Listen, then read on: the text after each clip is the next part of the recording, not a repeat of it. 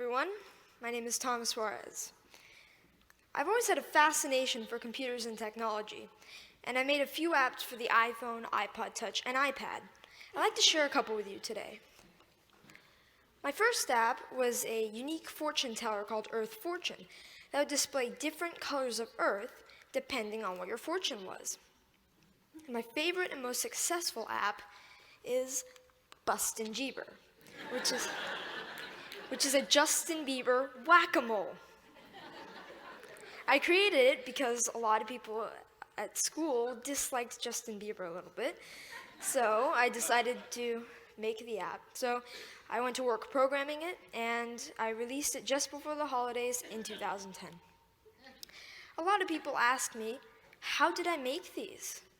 A lot of times it's because the person who asked the question wants to make an app also.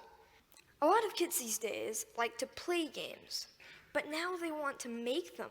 And it's difficult because not many kids know where to go to find out how to make a program.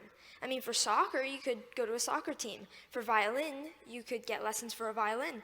But what if you want to make an app? And the kids' parents might have done some of these things when they were young, but not many parents have written apps. Where do you go to find out how to make an app? Well, this is how I approached it. This is what I did. First of all, I've been programming in multiple other programming languages to get the basics down, such as Python, C, Java, etc. And then Apple released the iPhone, and with it, the iPhone Software Development Kit. And the Software Development Kit is a suite of tools for creating and programming an iPhone app. This opened up a whole new world of possibilities for me. And after playing with the Software Development Kit a little bit, I made a couple apps. I made some test apps.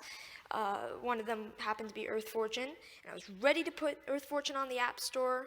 And so I persuaded my parents to pay the $99 fee to be able to put my apps on the App Store. They agreed, and now I have apps on the App Store. I've gotten a lot of interest and encouragement from my family, friends, teachers, and even people at the Apple Store, and that's been a huge help to me. I've got a lot of inspiration from Steve Jobs. And I started an app club at school, and a teacher at my school is kindly sponsoring my app club. Any student at my school can come and learn how to design an app. This is so I can share my experiences with others. There's these programs called the iPad Pilot Program, and some districts have them. I'm fortunate enough to be part of one. A big challenge is, how should the iPads be used, and what apps should we put on the iPads?